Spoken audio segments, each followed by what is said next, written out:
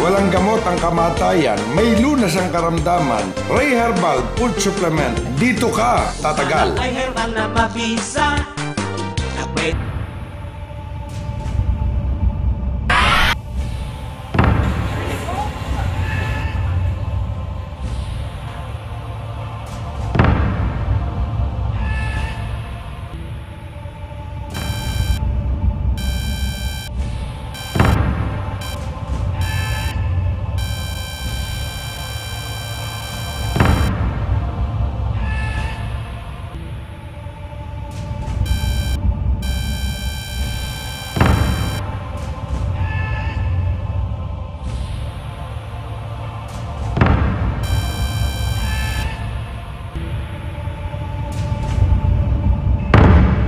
Ako po kasi, mataas ang blood sugar ko.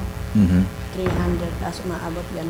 Tapos, kasi kuko ako, medyo ang pagkuka, nagkakaroon ka ng sinusitis dahil sa amoy. Medyo talagang masakit po ito.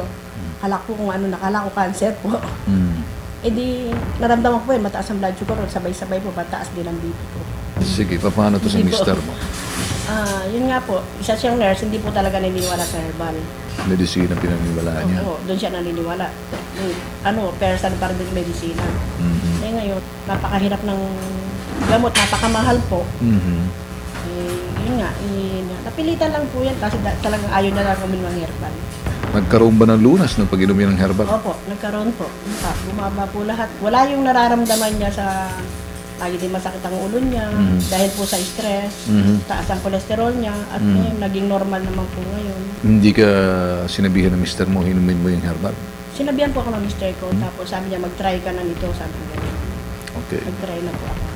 Nung pong ininom ko yon, sabi ko, nagbago po ang ng ulo ko. Yung pong nauna yung sa ulo ko, yung sakit po nitong kabiyak na to. Okay. Nawala po. Bumaba po ang blood sugar ko. Nag-try po ako. Di muna po ako uminom ng medication ko. Tuloy-tuloy po, ginamit ko. Nagbago po lahat ng pakiramdam, pati sa sikmura ko po kasi kakainom po ng gamot, sikmura na po ako. 2 days po, bumaba. Okay. Naging 313 po, naging 127. Okay. Medyo nanginginig pa ako, biglang baba po eh. Anong naramdaman niya? Okay na po ngayon ako. Now, Pakiramdam ko, pati paninigip ng dibdib ko po. Varicose ko talaga, pa-opera ko to. Pero nakita ko po, nagbago naman. okay. Maitim po talaga itong paa ko to. Una. Maitim po talaga yan. Ngayon. Maitim po talaga yan. Pero ngayon, dami ng mister ko, bakit nawala yung itim ang paa? Okay. Sabi na, bumalik kami ng gamot. So, lagi ka bang kinukunan ng sa dugo mo, sa blood sugar mo, glucometer? Ano na ngayon? Mababa na? 137 na lang. So, from 300 to 137. Wala kang ibang gamot na iniinom? Wala na po. Herbal lang. At Yung po, mga anak mo, nurse? nurse po yung isa. Okay. Isa po nagne-nurse, yung manugang ko nurse. Alright. So, puro mga nurse. Ay, hindi Ngayon ba? po, naniwala sila. Dahil po yung sa anak ko, yung nurse, pinainom ko na dahil mataba siya. Hindi siya nagbubuntis. Pinainom ko na rin siya, nag-start siya. Last week. Alright. So, okay na. Niwala na sila. Okay. Naniwala na sila.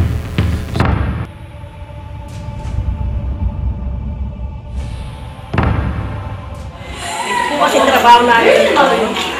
Itong pag-prepare namin ito sa alaw ng madaling araw pa lang, umpisa na kami dito. Magluto, lahat, mag-prepare. Napakahirap ito. Hanggang sa umaga, kaya inaabot namin talagang mahirap ang hanap buhay na ito. Ito po, pagkatapos po ng trabaho namin, medyo nakapagano po kami, nung nakuha ko kagad ng Ray Herrera, herbal.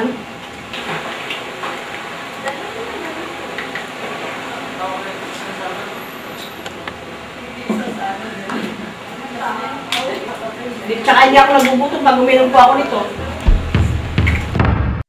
Walang gamot ang kamatayan, may lunas ang karamdaman. Ray Herbal Food Supplement, dito ka tatagal. Ay herbal na mabisa.